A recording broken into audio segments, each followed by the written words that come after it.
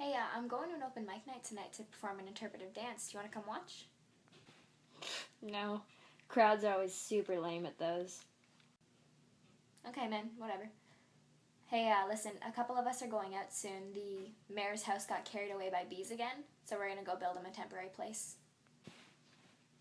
Why bother? The bees are just going to be back next month. They always are. Okay, how about this then? Listen to this song I just found. They literally took a rocket ship to heaven and recorded a bunch of angels playing your favorite song. Yeah, thanks, but no thanks. I don't really like music as commercial as that.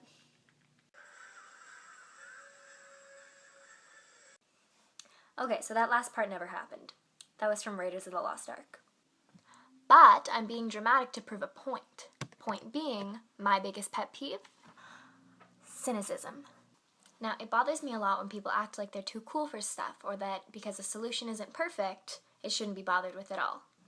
Now, first of all, it's pretty annoying when you're trying to be excited about something, you're trying to come up with some sort of solution to a problem, and there's people who are just sort of raining all over your parade. Now, this is a problem because it's a lot easier to mock something and make fun of something than to actually be part of fixing it. Now, to me, this just seems like a weird way to live your life because I don't think I could possibly be too cool for something. So I just think it's kind of weird to live your whole life not having as much fun as you could, not being enthusiastic, not trying to change things because you feel like there's no point. Now, overall, this bothers me because I just feel like it doesn't lead anywhere. It's not constructive. It's not a constructive way to live your life. Now, the kind of cynicism I'm talking about generally applies on an individual level, but it can be reflected at an international level as well. The following quote from director Ken Burns takes me into my argument. Burns says, "I think we too often make choices based on the safety of cynicism, and what we're led to is a life not fully lived. Cynicism is fear, and it's worse than fear. It's active disengagement." Active disengagement. That's it, right there, my pet peeve.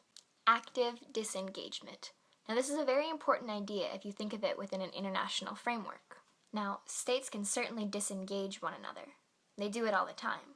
Now, think of how this disengagement would affect something important, say, treaties. Now, if a state disengages all the other states it faces a common problem with, it's certainly inhibiting a potential solution. Big example of this right under our noses, Canada and the Kyoto Accord. In December 2011, Canada withdrew from the Kyoto Accord. One argument made at the time by the Environment Minister Peter Kent was that because the accord didn't cover China and the US, it wouldn't work, so Canada shouldn't be part of it. In doing so, Canada actively disengaged other states working towards the common problem. Now, if Canada was a person, it would seem that he was acting pretty cynical.